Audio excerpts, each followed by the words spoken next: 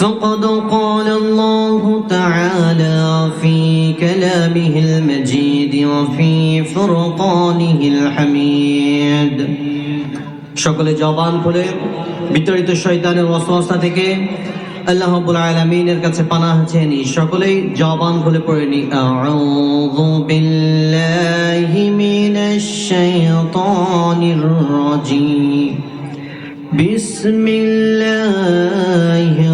রাহমানির রাহিম ওয়ালা ইয়াহসাবান্নাল্লাহা গাফিলান আম্মা ইয়া'মালুল যালিমুন।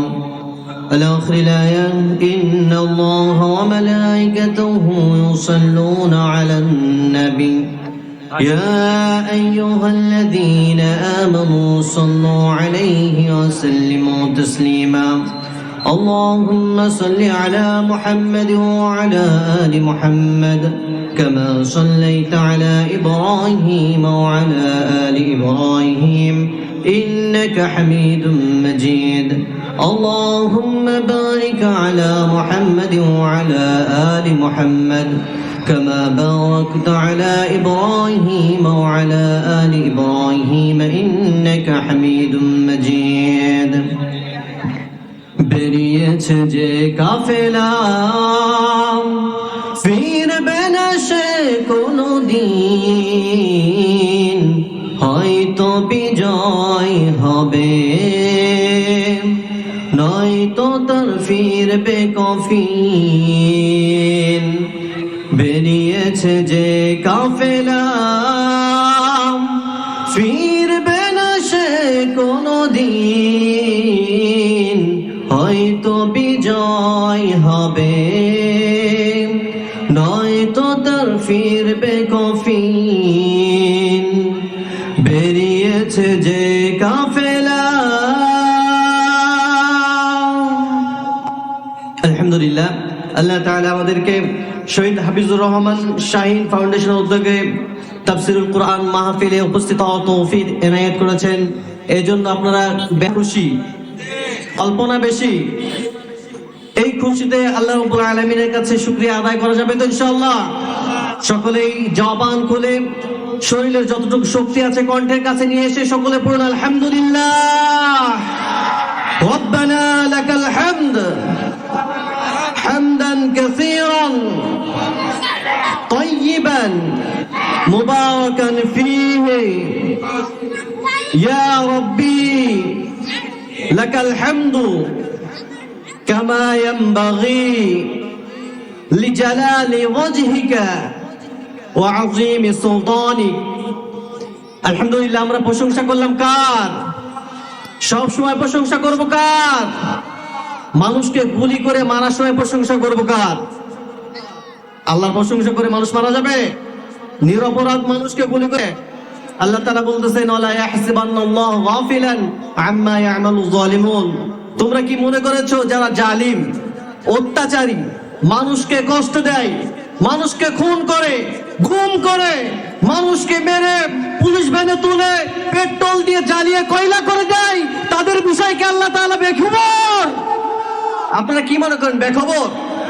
না, আল্লাহ তাআলা বলতেছেন না, কখনোই নয়, আমি তাদের বিষয়ে বেখবর নয়।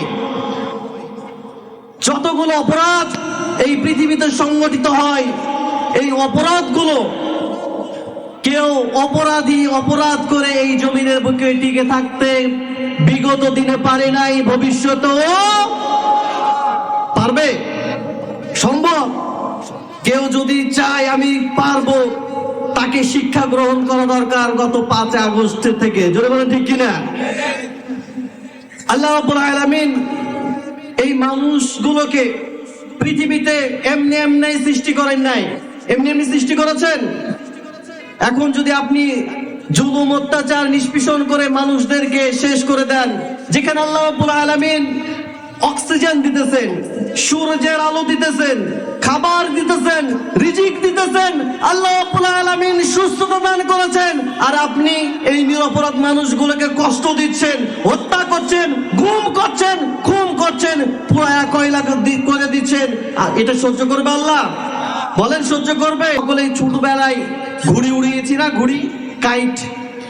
যখন একজন ছেলে ঘুড়ির সুতাগুলো ছাড়ে আর ঘুড়ি উপরে উঠতেই থাকে, যারা বলেন ঠিক কিনা? উঠতে উঠতে সে এমন এক জায়গায় গিয়ে পৌঁছে যায়, সে মনে করে আমি আর নিচে নামবো না, আমি বিরাট কিছু হয়ে গেছি।